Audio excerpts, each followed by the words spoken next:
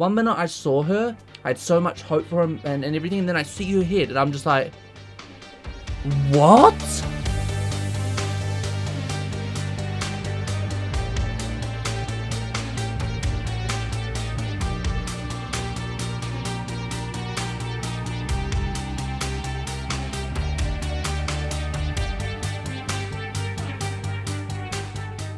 Alright, everybody, welcome to Beyond the What. This video is not really structured too well. I'm hoping that I can semi-structure this as I go. I'm recording this before work on a Saturday. The plan is to have it out on the Saturday. It might be a busy night at work tonight, I don't know. But I'm gonna try and clock out early and finish it at work while I wait for everything to finish up. And then tomorrow, the plan is to watch the finale. But anyway, guys, that's all kind of beside the point. We are here today to talk about 9 times 15, not 9 times 16. So just a little bit of recap, everyone. Last episode was the fair. For a while, we've been interlocked with these skinwalkers, and obviously we've had the issues with her daughter and her mother. This really, a lot of this feels like just a byproduct of that relationship, mother and daughter. Obviously, it's not exclusively about that anymore, as we would have seen at the end of the episode. It seems that Alpha is almost trying to drop that, like she doesn't want that to be what drives her. Like, obviously she's got a lot going on in her mind, and you know, she's a messed up person. Let's get that right, guys. She's thinking all about survival. I was shocked, well, I wasn't shocked, but the number of times she's gone against her own rules or changed her own plan specifically to save Lydia or do something for Lydia is probably, yeah, I don't know how to say what I'm saying. We've probably seen as much as we probably will see regard to that driving her. I think now that what's happened with her and her daughter, obviously it's still going to be a factor, but I genuinely believe she's trying to step back, but she's done it in her own like semi-nasty way. And anyway, we'll get into all of that in a second. So yes, basically the episode ended with a threat: do not cross over into our land. You know, Lydia doesn't matter anymore, she's dead to me. That's kind of the vibe we got. I don't really fully believe that, but I think she's trying to convince herself of that, yes. But she didn't just kill Lydia, so look, I'm sure there's a lot of hidden stuff going on there. Let me just get that straight, okay? We ended with a threat: do not cross over into our land, and the threat came with a powerful message behind it, and that was pikes with heads on. I'm not gonna tell you I will remember exactly how many there were. I think it was something like 7. Now, I'm not gonna go into complete detail about everyone. Look, a lot of them didn't really hit me. I'm gonna get that off my chest straight away. A lot of them didn't really hit home, okay? I knew when they showed us the first few that something was coming. I think cogs were going in my brain during the reaction. A little bit of me was like, oh, for God's sakes, okay. It's only gonna get progressively worse, isn't it? And it did get progressively worse. There are 3 on there which have shocked me. Okay. The first person that shocked me was Tara. I was trying all night after that reaction thinking to myself, why? Why these people? Why go after these specific people? Now, I still, to be honest with you, I'm a little bit confused as to how they got. I don't even understand. Like, there was everyone was leaving at different times, and obviously we got jumped on the way out of the kingdom, so I wouldn't be surprised if they got jumped too. I get that, but it just feels a little bit like, what the hell, how? I know they would have been like going back to Hilltop because that's their home, right? There were a bunch of people from Hilltop fighting for Hilltop, and then you had the highwaymen and all that stuff. Anyway, it makes sense that that's where they would have been going, but then it still doesn't make sense because why was Henry there? I know Henry said he wished he could go, but Lydia wasn't there. And anyway, Tara. That one shocks me a lot because before Jesus died, there was someone asked me a question about leadership, right? When I found out that Jesus was in charge, a little part of me was like, oh damn, like, I don't really see him as being the full leader. I sort of see Tara more in that role. I mean, obviously she went into that role, I was like, fantastic, okay, I can see her building into something in Maggie's absence. And Tara's always been quite alike. You know, she gets things off her mind. She says what needs to be said. She's direct. You know, she's got fantastic leadership qualities. And I genuinely felt that she was the next Maggie. The next big leader. I thought that was her, okay? Shoot me dead. I was wrong. And when I saw her head, I was like, oh my God. Tara's been around for a long time now, guys. Since the governor. When I think about Tara dying, like, that made me feel sick. Tara! You know, like, it's like I didn't even get to say goodbye to her. That's what that felt like. That felt to me like one minute I saw her, I had so much hope for him and everything, and then I see her head, and I'm just like, what? Do you know what I mean? Like, that blew my goddamn mind. And I'm telling you now, that death means so much more than we think. She was the hope for Hilltop. Tara is one of the people that they all looked to because Maggie's nowhere to be seen. Now, I'm not going to jump in here and be like, oh, maybe this means Maggie's coming back. Look, Maggie's not here. I'm still a little bit suspicious about all that stuff, but she's not here. Who on earth is going to lead? Daryl? I mean, I'm fine with that, but like, it's just, in the immediate, I feel like I need some answers. What am I supposed to expect going forward now? So that is a huge death. Don't get me wrong. That is a massive death. For a lot of the show, Tara got on my nerves. Let me just say that. For a lot of the show, Tara got on my nerves. But overall, I liked her. She was growing on me significantly. And I think she's a badass, man. I loved her. And to see her head. First shock. Now let me just talk about the shock factor of this, right? No. But this show doesn't just show you one main character and go, oh my god, look. It doesn't give you time to process that.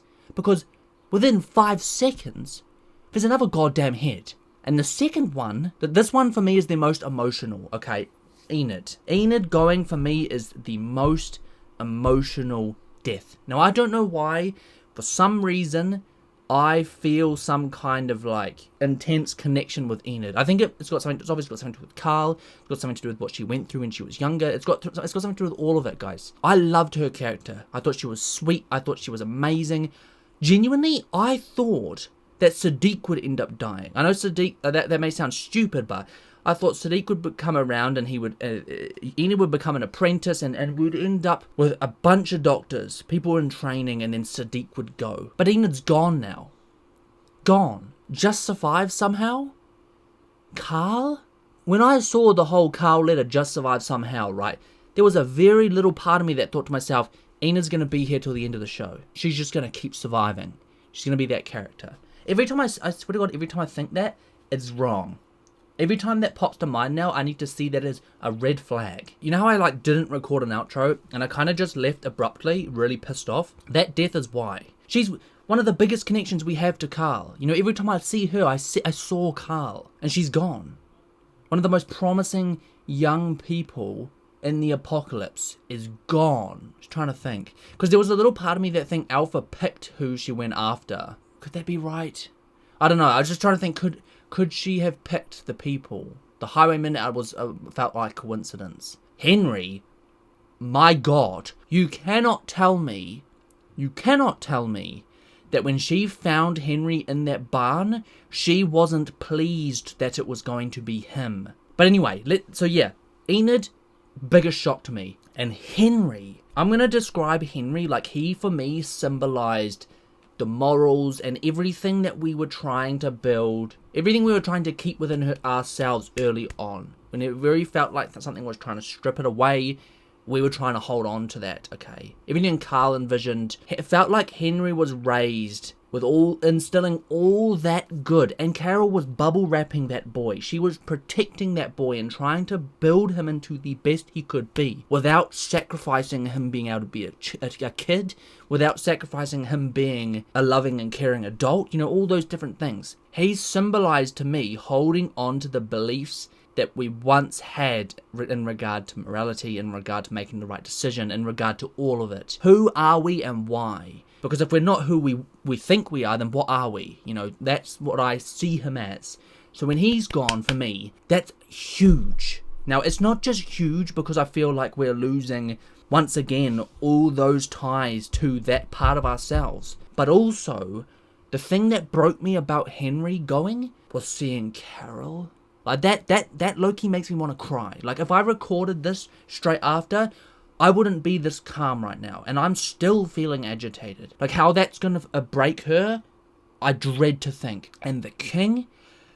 Actually, now that I think about it, who the hell's going to lead the kingdom? The kingdom's leaders they're not dead, they're not gone, but they have been hit goddamn hard.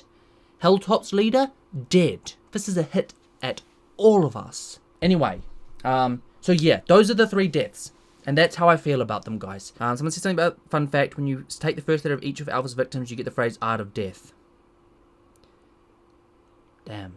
I underestimated Alpha. And that's another thing I will get into in a second. I underestimated the crap out of Alpha. Post episode 15, how scared of Alpha are you now, Dan? What you trying to say? No, yeah. Okay, like I said, I underestimated. You know what? Let's talk about it now, because that's the second time I've said that in the last 10 seconds. Literally in this episode, guys, you're probably referring to that actually. There's a segment in that episode when I say, was it just me, or am I like not that scared of this arc? Am I like, was I more scared of the Negan arc? Am I like not really worried? That was the dumbest statement. Obviously it wasn't dumb, because I think that was purposeful. Like, you're not really supposed to be that scared of Alpha initially. But yeah, I'm terrified of her, because now I know what she's capable of. When they rocked up at Hilltop the first time, I was like, that little part of, you guys would have watched it, a little part of me was like, what the hell are they going to do with just walkers? We have goddamn walls. That wasn't them showing up with their ammunition. That was them showing up with their white flag offering peace. So like I said, I misjudged it, because when I see that horde, my jaw is on the floor. None of our communities standing up to that if that entire thing gets drawn onto our doorstep. That's destruction of home kind of stuff. That's not, they're going to be outside the walls, let's just hold them off. That's almost rummage through your walls. That's completely block off the communities. I'm scared, okay? I am goddamn terrified. Thank you for pointing that out. From what you have seen of the Skinwalkers so far, do you believe there could be a bigger threat than the Governor and the Saviors? Governor, Negan, and Alpha. If you're talking right now, if I could pick to be in a situation right now,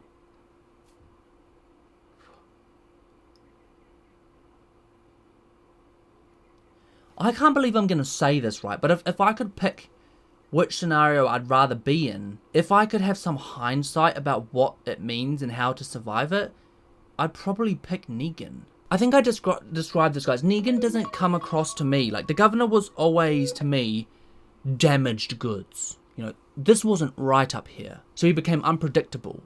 He became violent at times. You know, he acted out of emotion, and he wasn't thinking, right? There's no way that you can predict how to survive that, other than killing him, which they tried to do. The Governor was a big threat, but to the group though, because if we had the hindsight, we wouldn't have engaged in a fight, would we? I don't know, because as you see, like, literally Terra, and there are other people there as well, most of them didn't want to fight us. God's sakes. Most of them ended up coming and living with us, for goodness sakes. You know, we became a bloody refuge. So if you just plot me into them without hindsight though, God's sakes, that's a hard question. You've got to rank the Governor as the least threat if you're just plopped into that with no hindsight, no experience, nothing. This is a hard goddamn question. I actually don't think you can answer this question right.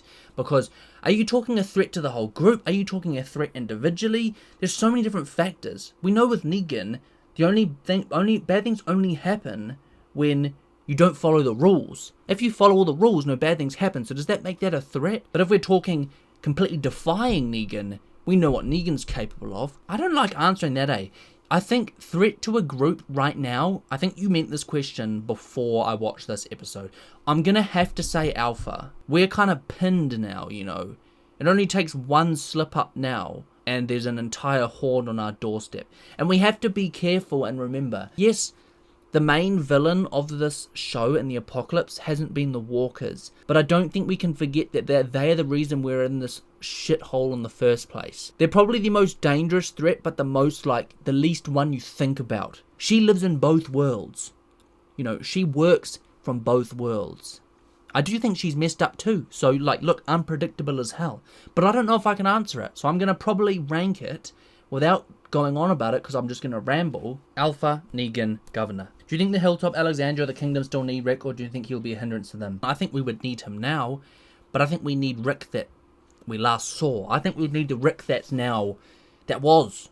I don't know what Rick is now, okay? And I've said this to everyone multiple times. I don't think we will get Rick the same way we lost him. I think he will have changed. Wherever he's gone, something's going to happen. I had this really bad feeling like, what's that? What was I comparing it to? Oh, you know in the Fast and Furious when there's a certain character that loses her memory, and then she ends up fighting for the opposite side. Like, she's still kind of her, but She's got a different purpose. That's one of the things I'm most worried about. That something's changed up here. Something's changed with his plan. Why have we had no contact? Either it's by his choice or it's by theirs. You know, there's so many different factors. I don't know how to answer that either. Will it be a hindrance? That's up to who comes back. I think Rick left us in a position where there were people around that could fill his shoes.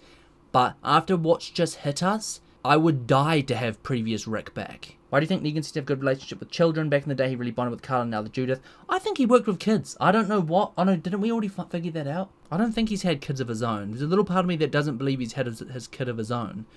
But I think he would have worked with kids. Negan, he didn't design Negan for kids. Let's just say that.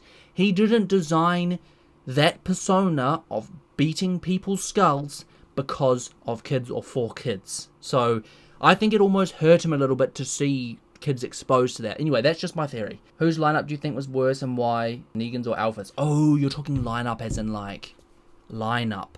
Like bye-bye lineup. But Negan didn't really kill that many people though, right? 2 shocking deaths, believe you me. But I would kind of put Abraham on the same level as killing Tara. Sort of. Maybe just not quite as shocking. We all know in that scene it was Glenn that mostly broke everyone. Let's be honest. I love Abraham. I do. But Glenn was around since the start. I think that's what shocked everyone, okay? That was a huge death. Glenn was a ginormous death.